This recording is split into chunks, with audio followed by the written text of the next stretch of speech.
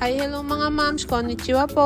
Ano kayang gamitin natin dito sa dalawa na to? It's PC collection po. So, nandito na naman po tayo sa ating prenatal check-up. At dito po yan sa Lilibel Clinic po. So, weekly na po ang check-up natin. At ngayon po ay 36 weeks and 2 days na po tayo. Wala akong dalang mask, so hihingi tayo sa kanila mga moms. So, as usual po, punta tayo dito sa front desk para humingi ng number at ibigay ang maternity and baby book sa kanila and yung insurance natin at yung discount coupon natin dyan. So, ayun nga, 31 tayo mga moms, pero mabilis lang yun kasi 10 o'clock naman na. So, ayan, kuha ulit tayo ng ihi. Then, kailangan ulit mag-check ng BP every time na tayo i-visit dito.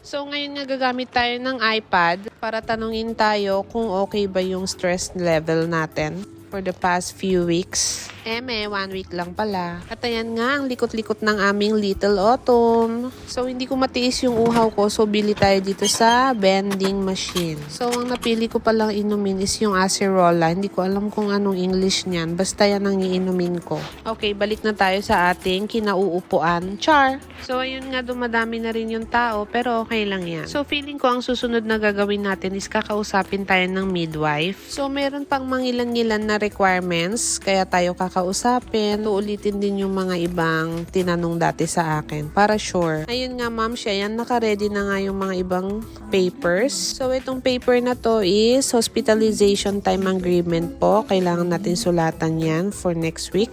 And some explanation again. Then dito po, i-check yung heart rhythm natin kung normal po siya, ganon. Hindi na pwede mag-video. Then ayan, check up tayo ni doc.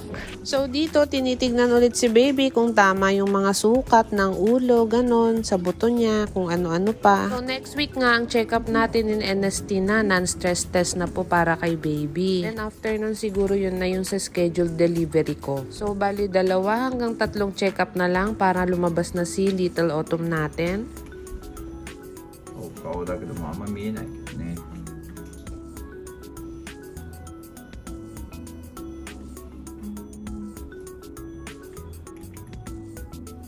So, up next is testing for GBS po. Isuswab po yung ating kwan tsaka yung isa pang kwan. So, buti na lang ang nagswab sa atin is yung nurse kasi nakakakiliti talaga siya.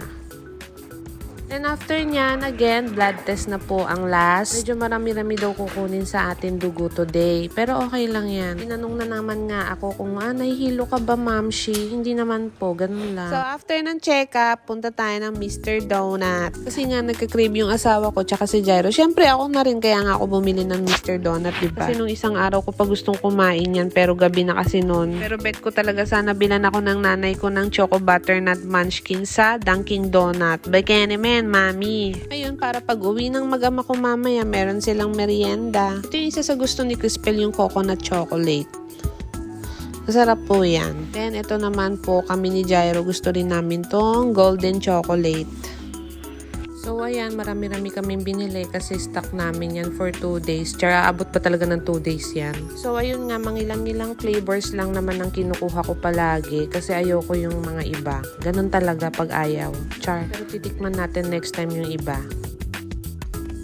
So, tayo uuwi na. Medyo nahihirapan na rin ako mag-drive pero carry lang naman. Kasi pag gumagalaw si baby, ayun nga, naiihi ako yung pantog ko nagagalaw, guys. Pero carry lang ulit, diba? Carry lang, kailangan kayanin.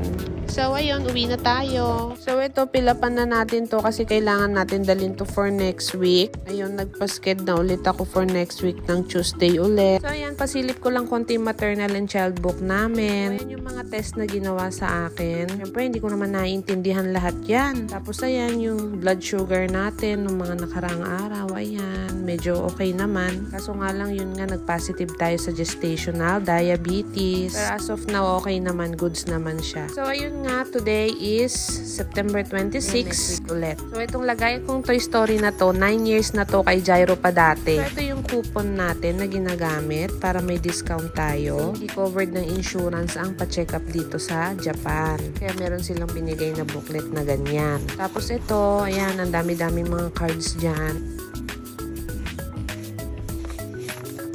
So, kada pa-check up natin, naka-record po lahat dyan ng mga test. Ganun po, timbang natin. Diba, ang bigat-bigat ko na. Tingnan nyo yung timbang. Grabe talaga. So, ayun, thankfully, wala pa rin tayong manas sa 36 weeks natin. Tapos, ito naman yung mga natapos na test. Ayan, may mga pirma sila dyan.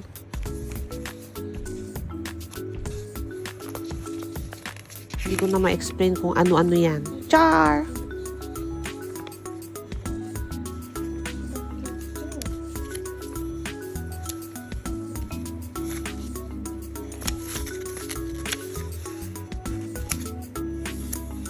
Then, after natin manganak, ayan, kailangan din magpa-dentist or before manganak. Tapos, ayan, yung mga ibang important na papers, nakalagay lang dyan sa loob, mga ipapasa natin. Imagine nyo, itong lagayan ko na to, 9 years na ginamit ko pa kay Gyro dati. Medyo may sira na pero okay lang. So, ayun, matutulog na kami. Siyempre, hindi kinaya ng gas natin. Nautot lang ako, lumabas ng kwarto si Crispel, nakatambay dun sa may pintuan. Eh, di wag ka pumasok. Diyan ka na lang maghintay. Bye! Anyways guys, thank you for watching. Abangan nyo yung next week kong mini vlog. Hanggang sa tayo ay manganganak na.